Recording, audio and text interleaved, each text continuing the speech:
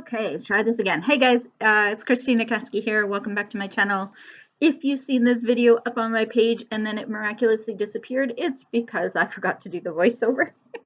I've been doing so many just, I guess, live and not with the voiceovers that I forgot I didn't do a voiceover on this one. So I am doing a candle here. I bought some candle tins off of Amazon. I'll try and put the link in the description box below for you guys. But they're these gorgeous tins. They're gold and blue and black. I wanted something so that while I was learning to make my concrete vessels, I had another option. And then I thought potentially it might land in another price point.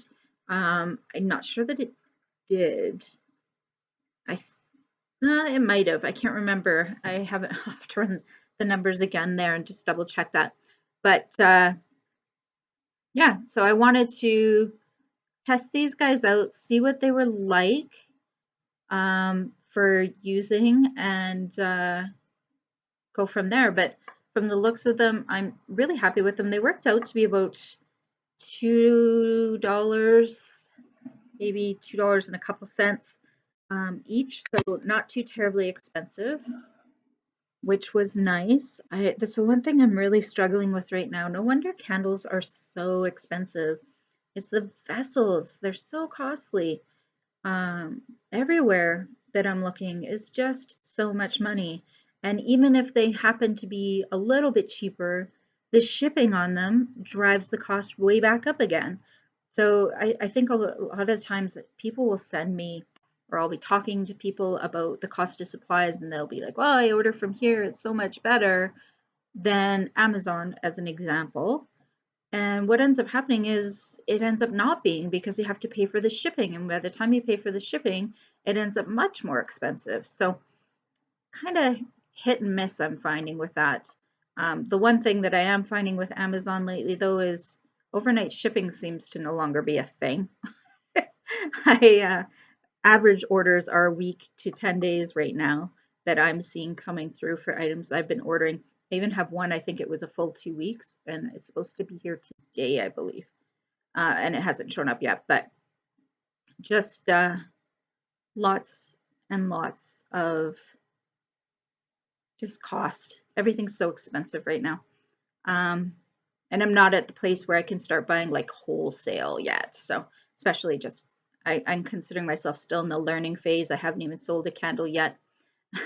Don't know if you caught that right there on the video, but of course I splashed myself with some fragrance oil because I'm not wearing my apron. So I went and got my apron. You know, you'd think I'd made these things to use them. So I ran and got that. My wax is melting down right now. I just measured out my fragrance oils. I'm still not doing any colorants. That's one of the packages I'm expecting to come in this week. I did order some colorants, so we'll see how they work out once they get here. But for now, I'm just still going with no colorants. I've actually really grown into the no colors. I'm enjoying them. It might end up, I don't know. I don't know if I think I'll probably do both. I'll do some without color and some with color and just see how it goes and see what my customers like the best. I kind of pride myself on my brand, I guess, being very full of color. So that's why I'm stuck on the candles, the wax being full of color, but maybe just the tints themselves having the color will be sufficient. I'm not sure yet. So we're still using my sample kit that I bought off of Amazon with the soy wax and the wicks, neither of which does it tell me what kind they are. So I'm just winging it as we go. And I'm just taking my wick there and attached the, I don't know, wick holder, I guess it's called. So I stuck my wick down into the bottom of my vessel. I've attached my wick holder. One thing I noticed for this guy anyways, I haven't been doing it constantly, but attaching that wick holder to the wick before I pour definitely makes things easier. It gets a little sloshy afterwards, so something I want to try and remember to do is keep that wick holder attached first. I can still move it around a little bit, but at least it's already on there because it's a little bit of a fidget to get it into the proper spot. So I'm just checking on my temperature here, making sure it's not too hot. I've been pouring my fragrance in at about 80 degrees, and then it generally cools down a little bit further to about 75, 70 when I'm pouring it. So far, I think that's working out for me. I haven't really had um, too many sinkholes or major dents or anything like that. I still am tidying up the tops of my candles just for a little bit of unevenness, but it's not anything drastic. I feel like that's the right temperature for me to be pouring at, mixing and doing all the things. I did have, with this candle, I posted it out on one of my Facebook groups. When I was doing the burn tests on it, it kind of had quite the lumpy, weird looking texture instead of the nice, smooth finish after it was burned and rehardening. Some people on there were super nice to help me out, and they said that it's pretty common for soy wax to do this. That's why a lot of people will add a little bit of coconut oil. And I believe she said a teaspoon of coconut oil per pound of wax. So I will try that next time because I'm not a fan of the way it looked. I do like that nice smooth appearance. So we'll check that out next time for sure. I did bring out my mold again because I did make extra wax again this time. So I will make some wax melts with this one. So this black one, the black tin mold here that I'm doing, this one I'm making for Sam. I asked him what cut or what scent he would like, and he said he would like a vanilla orangey type scent. I didn't have any vanilla fragrance oil, but I did have a cashmere cream from Windy Point. So we ended up putting the two of them together, so Satsuma Orange and cashmere cream, and it came out really nice. I did that in another one of the candles, one of my first tester ones, and it came out really, really nice as well. So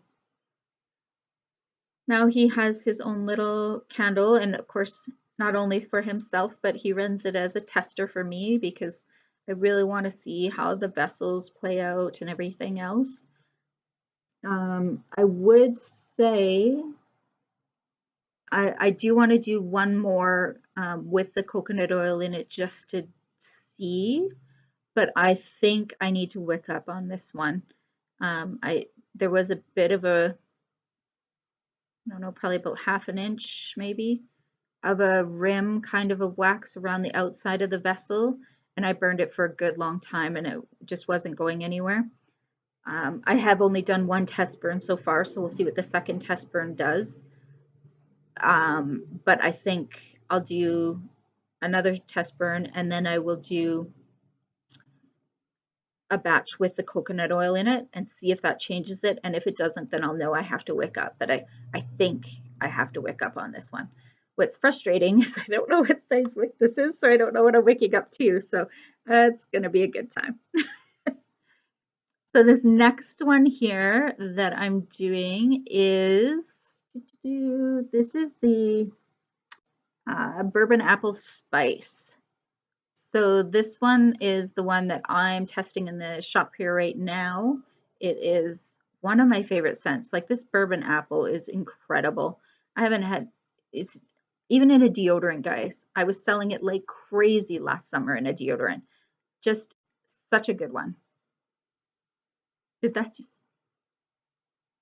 yeah, apple bourbon toddy. So what I did for this one is I had some apple bourbon toddy that had to be used up. And then I had some apple and spice as well. So I just topped it up with the apple and spice. And then that gave me the scent here. And it's a strong one. I think the apple and spice, if I remember correctly, was only a usage rate of like, no, sorry guys, that's not candles. I got sidetracked there. I've been making soaps. They're both fine. They're all in here at 10% is what I've done. And same with the last candle, I did the 10%. I'll probably pretty much hold 10% unless there's a reason not to. This one came out as a very strong candle for sure. As it's burning, you can smell it everywhere all day long. It's not one of those ones where I'm sitting in my shop and I don't even smell it anymore because I'm stuck in it all day. No, it smelled all day long. It was a good strong one. Um, Probably a better fall fragrance potentially. Just depends. For me, I'm not fussy and I like the smell, so I burn it now. But might be one that potentially could be in my fall line long term. So here I'm just gonna wick this one up, and I use the gold tin for this one. So I use the black for Sam's, and mine I decided to go with the gold tin. Um,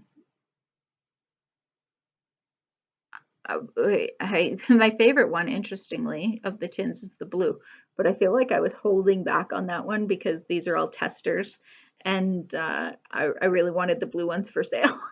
So it was like, I will use the others first. Plus, apple bourbon spice or bourbon apple spice just felt like gold was the right color for that one for sure.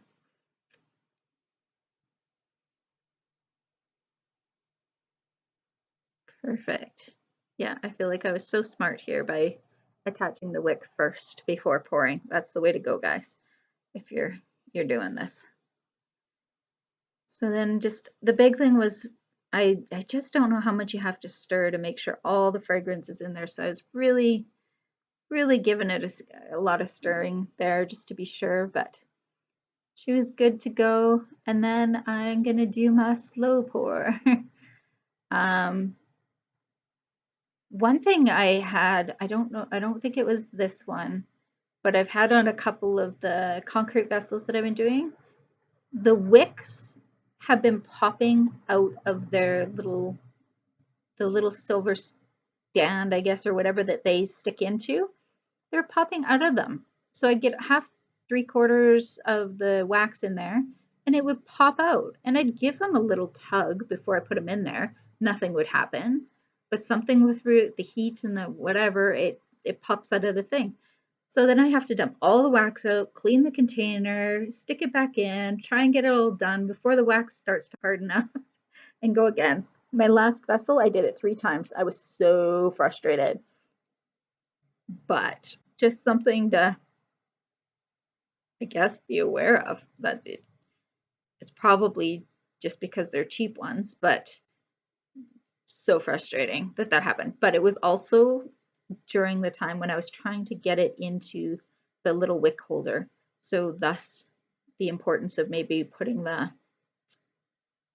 wick holder on before you start pouring is probably a really good idea. I did make some wax melts for this one as well. Unfortunately, you cannot buy them; they're already sold. They went right away. Again, it's really great smell. If you could only smell through the TV, you would know. But it was a gooder. So they're all gone. I do have some of the orange cashmere cream ones still here though, and oh, I think they're both orange cashmere cream that are left.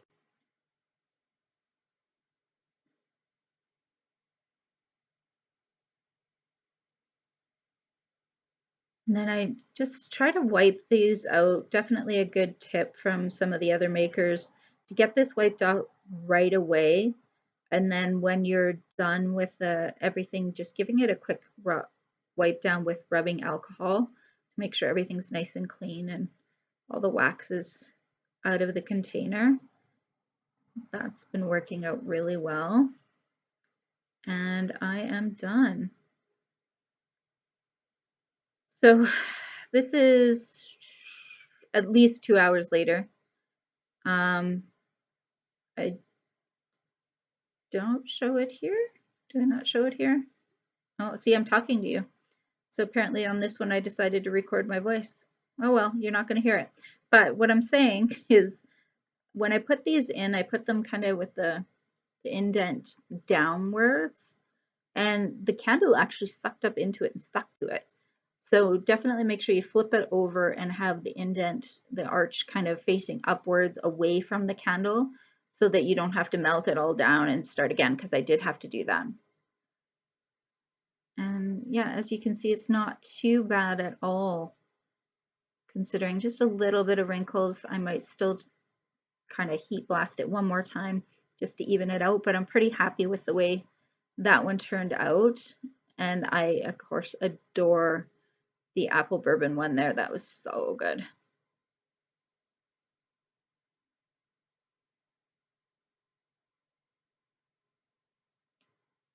I'm just trimming the wicks down to about 1/2 inch. I'm trying to learn to make sure they're nice and short. I'll be honest, before candle making, I had no idea your wicks were supposed to be that short. I just assumed they were supposed to be longer. I know that every candle comes with directions, but I can tell you right now, I've never read them.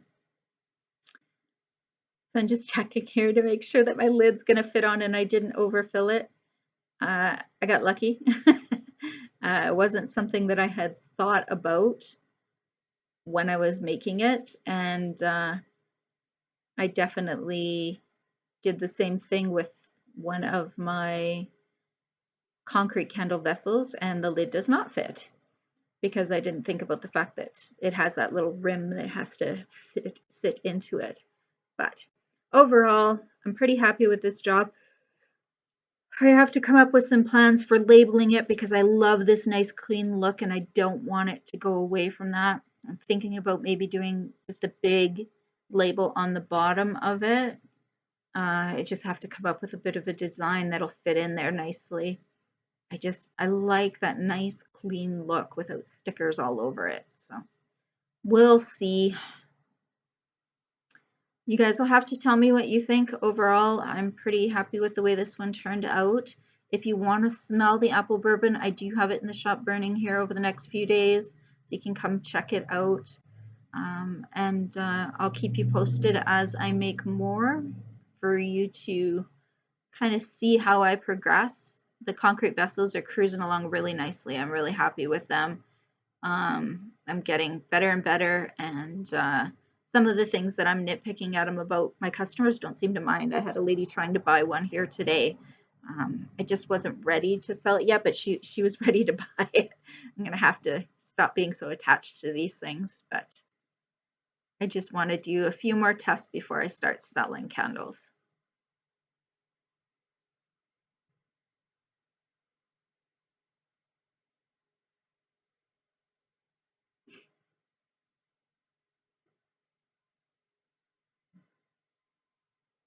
Thanks for watching. Talk to you soon.